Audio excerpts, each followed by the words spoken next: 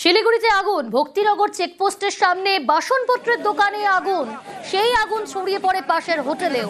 ক্ষতিগ্রস্ত হোটেলের একাংশ। আগুন নিয়ন্ত্রণে দমকলের 5টি ইঞ্জিন ঘটনাস্থলে পৌঁছেছে। আগুন কি নিয়ন্ত্রণে এসেছে? কি পরিস্থিতি, কিভাবে আগুন লাগলো, ডিটেল জানাবো। পার্থপ্রতিম রয়েছে সরাসরি। পার্থপ্রতিম, আগুন কি নিয়ন্ত্রণে এসেছে এখন? কিভাবে আগুন লাগলো, প্রাথমিকভাবে কি জানা যাচ্ছে?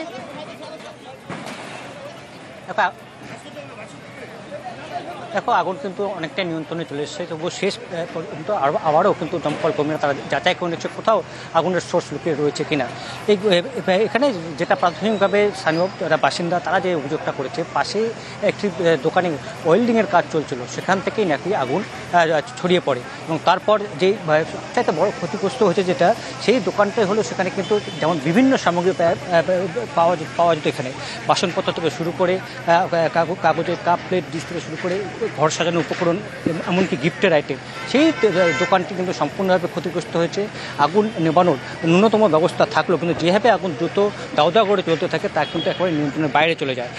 খবর পেয়ে দম করে প্রথমে একটি ইঞ্জিন এসে পরবর্তীতে আরও 5টি ইঞ্জিন একযোগে কাজ করে দুদিক থেকে, দোকানের দুই পাশ থেকে আগুন নিয়ন্ত্রণে এনেছে। কিছুক্ষণ আগে কিন্তু আগুন নিয়ন্ত্রণে এসছে এবং জেসিবি আনা হয় দোকানটিকে ভাঙার জন্য, এবং তার ভাঙতেই কিন্তু আগুন পুরোপুরি কন্ট্রোল এসছে, এমনটাই কিন্তু জানাচ্ছে দমকল আধিকারিকরা। ঠিক ভক্তিনগর থানা, তার পিছনেই কিন্তু এই চেকপোস্ট, এবং চেকপোস্ট লাগোয়া এই বাংলা বাজার, সেখানেই কিন্তু এই বড় অগ্নিকাণ্ডের ঘটনা ঘটে।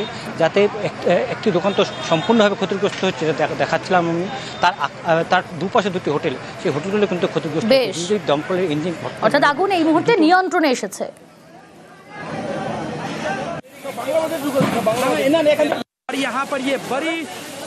হ্যাঁ, এখন আগুন আয়ত্তে। ভক্তিনগর থানার পেছনে একটা বাংলা বাজার বলে একটা বাজার আছে, ওখানে একটা দোকানে আগুনের খবর পেয়ে দমকল আসে, ডাবগ্রাম থেকে, শিলিগুড়ি থেকে, ফুলবাড়ি থেকে আসে, এবং খুবই দ্রুত সহযোগিতা পেয়েছি আমরা পাবলিকের, পুলিশের, জেসিবি বোধহয় কর্পোরেশন থেকেও সাহায্য করেছে, দিয়ে আমাদের মোটামুটি এখন একদমই কন্ট্রোল।